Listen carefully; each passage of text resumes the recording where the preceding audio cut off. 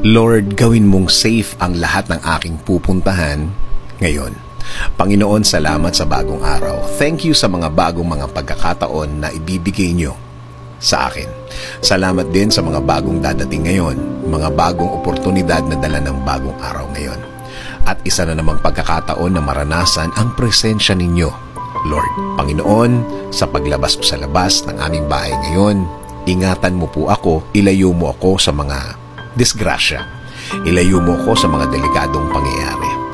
Gawin mong safe ang lahat ng aking dadaanan. Gawin mong ligtas ang aking mga kausap.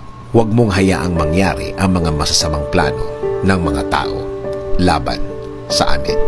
Protektahan mo kami sa mga pagkakataon na ito. Please send your angels to guard us all throughout the day, Lord. Make our day blessed. Ikaw na din po ang bahala, Lord, sa lahat ng aking lakad at mga aasikasuhin sa araw na ito. Iligay mo po ang mga taong tutulong at magbibigay ng suporta sa akin, sa aking way. Gawin mo silang instrumento sa pagbibigay ng mga magagandang bagay sa aking mga gagawin ngayon, Lord. Lord, i-bless niyo din po ang lahat ng driver sa lahat ng daan ngayon. Gawin niyo po silang matalinong mga driver. Ingatan niyo po sila.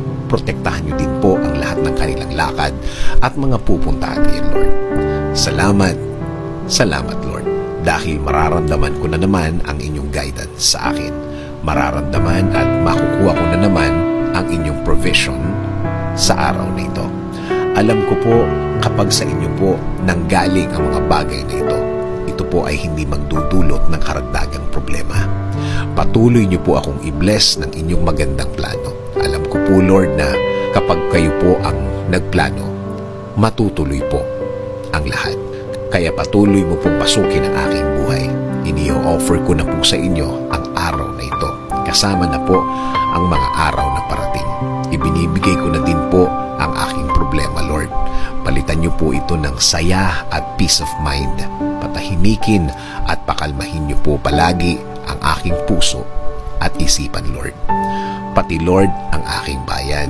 I-lead niyo po ito sa isang maayos at magandang pamamalakad. Patuloy niyo pong i-bless ang mga namumuno sa amin, Lord.